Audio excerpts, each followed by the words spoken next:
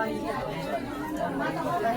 हम लोग को पढ़ना है त्रिभुज का माध्यिका, फिर उसके बाद शीर्षलंब क्या होता है, ठीक है, उसके बाद अंतःकोण क्या होता है, अंतःकोण और बाह्य कोण में संबंध क्या होता है, इस सब के बारे में जानते हैं। चलिए, तो सबसे पहले हम लोग जानते हैं त्रिभुज की शीर्षलंब।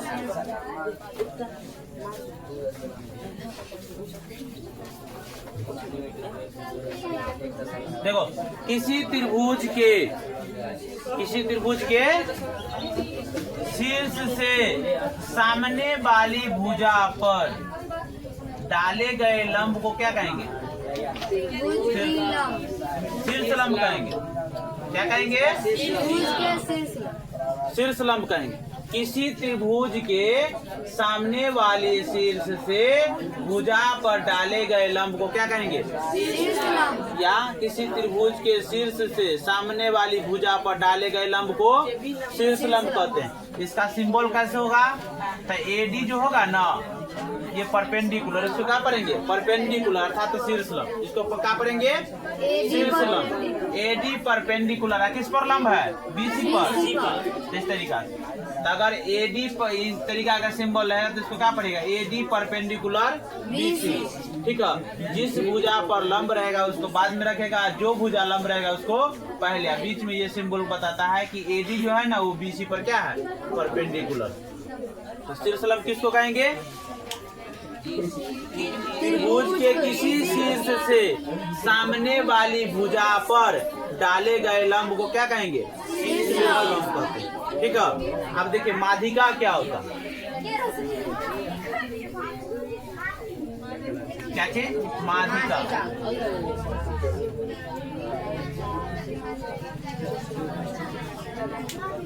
किसी त्रिभुज के शीर्ष से सामने वाली भुजा के मध्य बिंदु पर, ध्यान से समझिए, तनका सा अंतर है शीर्षलंब और माध्यिका में, थोड़ा सा ही अंतर, ठीक है। किसी त्रिभुज के शीर्ष से सामने वाली भुजा के मध्य बिंदु से मिलाने वाली रेखा क्या कहलाता है? उसकी माध्यिका कहलाता है। क्या चीज? किसी त्रिभुज के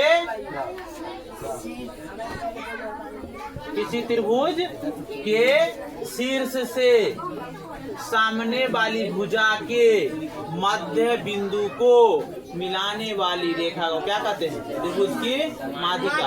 अब ये माध्यिका जैसा होगा तो जितना ये होगा ना उतना ये हो जाए, क्योंकि मध्य बिंदु ना है जी। डी क्या है? बीसी का मध्य बिंदु। क्योंकि क्या परिभाषा कि सामने के शीर्ष से सामने के भुजा के मध्य बिंदु, ठीक है। तो मध्य बिंदु किसको कहते हैं? जो एकदम बीच में हो, ठीक है, मिडिल पॉइंट, ठीक है। तो बीच में हो उसको मध्य बिंदु। और जब मध्य बिंदु अगर बीसी का अगर डी है तो जितना बीडी होगा उतना ही क्या हो जाएगा? सीडी हो जाएगा, ठीक है। इतना ही नहीं, ये सामने वाले शीर्ष को भी क्या करता है? समद्विभाजित करता है। माध्यिका जो है जिस शीर्ष से चलेगा ना उसको भी समद्विभाजित कर देगा। क्या कर देगा? समद्विभाजित, जो कि क्वेश्चन में हम लोग को बहुत जरूरी पड़ेगा, ठीक है। तो याद करके रखिएगा। आप देखिए, अगर इस शीर्ष से इसको खींचा गया, इस शीर्ष से इसको खींचा गया ना मध्य बिंदु, ये मध्य बिंदु हो जाएगा ई, और इससे इसको खींचा गया,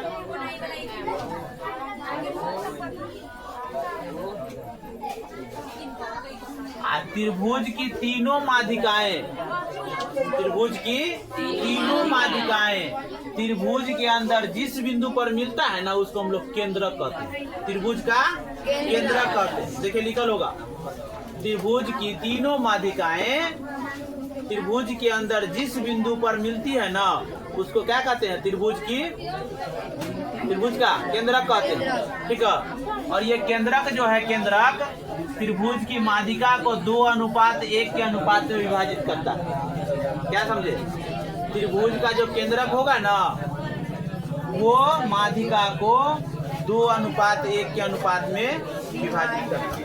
बहुत इंपॉर्टेंट क्वेश्चन है ये, ऑब्जेक्टिव में वो न्यूमेरिकल बनाने वक्त हम लोग को जरूरी पड़ जाता है, ठीक है। तो क्या क्या पढ़ लिए? माध्यिका किसको कहेंगे?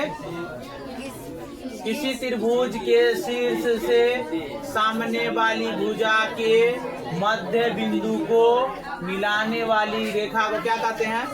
माध्यिका कहते हैं। माध्यिका जिस बिंदु पर पड़ती है, जिस भुजा पर पड़ती है, उस भुजा को क्या करती है? समद्विभाजित कर देती है। जिस भुजा पर पड़ेगी उसको समद्विभाजित कर देती है।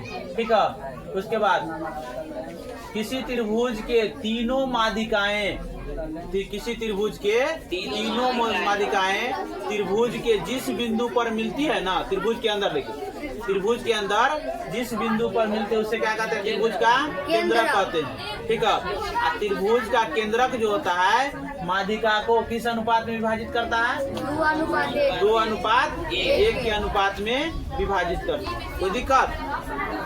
तब नोट में लिखा है, ध्यान से समझिए। चलिए अगला है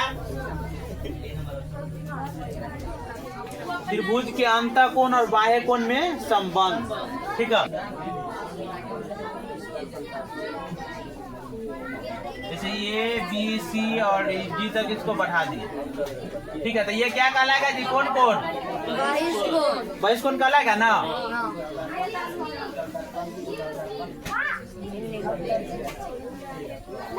या बाह्य कोण भी कहते हैं। ये सब कौन कौन है? अंत। ठीक है। ये कौन कौन? बहिष्कोण। ये क्या है? अंत। अब ध्यान से समझिए, किसी त्रिभुज का बहिष्कोण, किसी त्रिभुज का बहिष्कोण उसके सामने वाली दोनों अंतःकोणों के योग के बराबर होता है। ठीक है। अर्थात जितना होगा कोण ए और बी का योग उतना कोण दोनों के योग के किसके? कोण ए सी डी के बराबर। ये बाहर वाला कोण क्या याद करता है? किसी त्रिभुज का बहिष्कोण सुदूर, सुदूर के मतलब सामने वाली, सामने वाली अंतःकोणों के योग के क्या होता है? बराबर। याद करके रखेगा, किसी भी ज्यामितीय आकृति के संगत अंतःकोण, आसान्य अंतःकोण और बहिष्कोणों का योग कितना डिग्री होता है? 180 डिग्री। किसी भी ज्यामितीय आकृति के अंतःकोण और बाह्य कोणों का, यानी संग क्या कहते हैं उसको? आसान्य कहिएगा। ठीक है। आसान्य कोणों का योग जो होगा कितना डिग्री? हमेशा 180। अर्थात दोनों को जोड़िएगा ना तो हमेशा क्या होगा? 180 डिग्री के बराबर होगा। कोई दिक्कत है? चलिए ये हम लोग समझ गए।